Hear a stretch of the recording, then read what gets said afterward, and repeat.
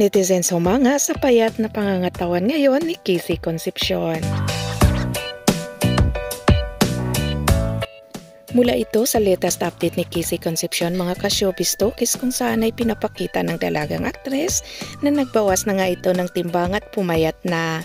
Umani ito ng magagandang komento mula sa mga netizens at sa mga fans ni Kissy Concepcion na nag-aabang lagi ng anumang update mula sa dalaga.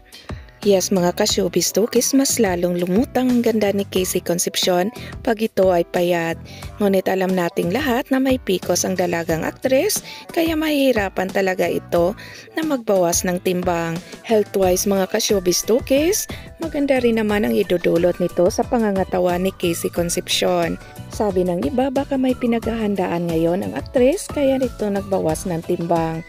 Well, sana nga mga ka-showbiz talkies ay bumalik na nga sa showbiz si Kissy Concepcion. Maraming fans ang nag-aabang sa kanya dahil magaling din naman itong artista at na-miss na ng kaniyang mga tagahanga. Thank you for watching!